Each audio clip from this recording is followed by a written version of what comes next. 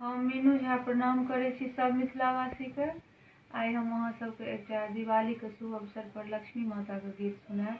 आशा करै छी जे अहाँ सबके पसंद आयत। अगर पसंद आयत तऽ अपन आशीर्वाद स्वरूप हमरा चैनल के सब्सक्राइब करब, लाइक करब आ कमेंट कऽ के बताएब जे केहन लागल। अगर नीक लागत तऽ हमरा गीत के शेयर जरूर करब। धन्यवाद।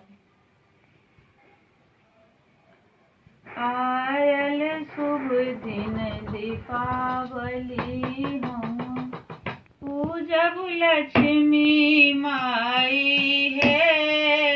आयल शुभ दिन दीपावली, हम पूजब लक्ष्मी माई है।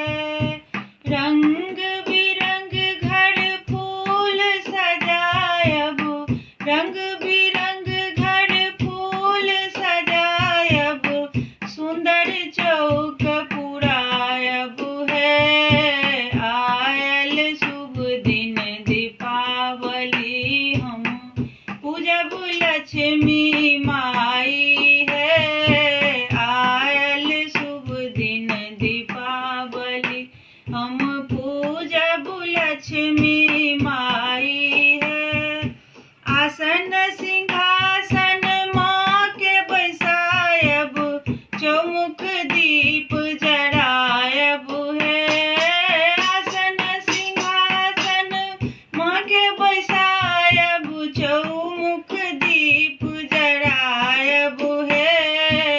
विघ्न हरन मंगल करन जे, संग गौरी के लाल है। विघ्न हरन मंगल करन जे, संग गौरी के लाल है। आयल शुभ दिन दीपावली, हम पूजब लक्ष्मी माई है। आयल शुभ दिन दीपावली, हम पूजब लक्ष्मी माई है।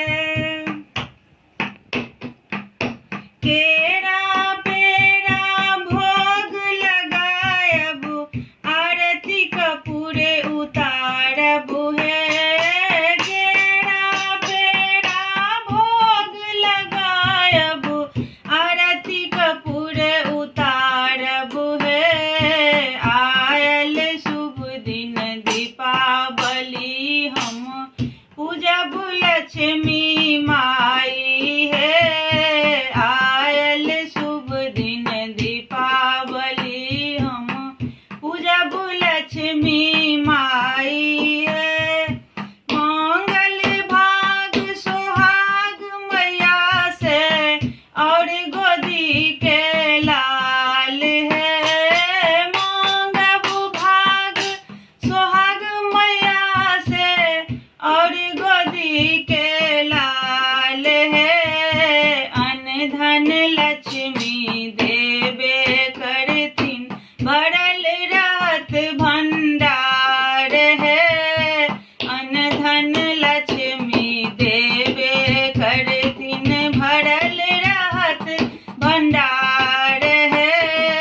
आयल शुभ दिन दीपावली, हम पूजब लक्ष्मी माई है।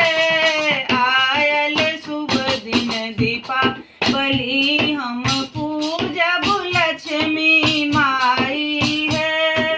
रंग बिरंग घर फूल सजायब, रंग बिरंग घर फूल सजायब, सुंदर चौक पुरायब है।